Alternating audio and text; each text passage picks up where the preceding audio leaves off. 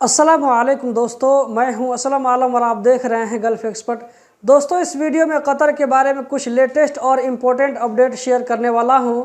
तो चलिए आज की वीडियो हम शुरू करते हैं। MOI की तरफ से कुछ डिपार्टमेंट के वर्किंग आवर में जो चेंजिंग हुई है इसके बारे में ट्विटर के जरिए बताया गया है, जिसमें जनरल एडमिनिस्ट्रेशन ऑफ पासपोर्ट और इससे रिलेटेड सर्विस सेंटर, इसी के साथ नेशनलिटी एंड डॉक्यूमेंट डिपार्टमेंट की टाइमिंग में जो चेंजिंग हुई है वो सुबह 8 बजे से शाम 5 बजे तक कर दिया गया है।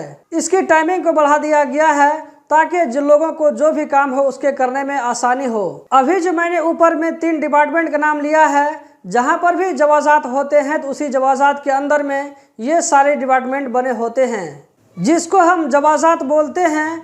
आम लोगों को देखने में यही लगता है कि ये सारा जो है एक ही डिपार्टमेंट है।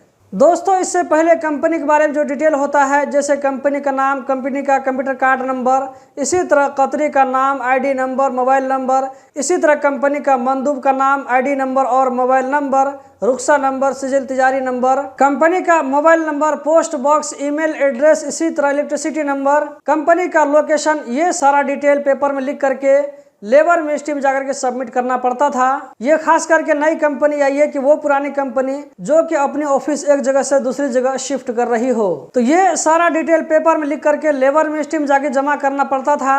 लेकिन अब इस सिस्टम को ऑनलाइन किया जा रहा है, आपको पेपर लेकर के लेबर मिनिस्ट्री में जाने की जरूरत नहीं पड़ेगी। अगला अपडेट भी लेबर मिनिस्ट्री की तरफ से है। मिनिस्ट्री ऑफ लेबर ने digital transformation management and service automation unit को लॉन्च किया है। नाम सुनने में कुछ ज्यादा ही हैवी लग रहा है, लेकिन इसका काम बहुत ही आसान होगा। ये जो नया सिस्टम लॉन्च किया गया है, इसमें सारी सर्विस पेपरलेस सर्विस होगी, जो कि ऑनलाइन होगी। इसका मकसद कतर में स्मार्ट इलेक्ट्रॉनिक सर्विसेज को आगे बढ़ाना है। डिजिटल ट्रांसफॉर्मेशन मैनेजमेंट यूनिट में 80 से ज्यादा सर्विस मौजूद होंगे, ऑनलाइन ट्रांजैक्शन होंगे। आपको बहुत सारे कामों के लिए लेबर मिनिस्ट्री जाने की जरूरत नहीं पड़ेगी और न आप लोगों को पेपर की जरूरत पड़ेगी। ये सर्विस आने वाले दिनों में आप देख सकते हैं। अभी कुछ दिनों पहले मिनिस्ट्री ऑफ लेबर की तरफ से fast track of electronic labour visa की सर्विस दी जा रही है। अगर कंपनी को वाकई वर्कर की जरूरत है तो इस सर्विस के जरिए फौरन कंपनी को वीजा मिल जाता है। कतर में 9 अप्रैल को 127 लोगों के खिलाफ लीगल एक्शन लिया गया है। इन लोगों ने कतर में कोरोना से बचाव का जो रूल लागू है, इनमें से 126 लोगों ने इस रूल को वायलेट किया था, जबकि एक आदमी के पास में एतराज ऐप नहीं था। वीडियो के आखिर में हम देख लेते हैं कि कतर में भी कोरोना का क्या कंडीशन है।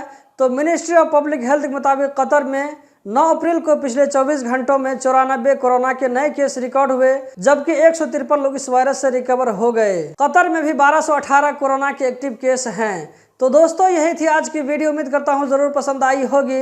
कतर के बारे में रोजाना इसी तरह की इन्फॉर्मेटिव वीडियो देखते रहने के लिए इस चैनल को सब्सक्राइब करें, वीडियो को लाइक करके आगे भी शेयर करें। इस वीडियो को देखने का बहुत बहुत शुक्रिया।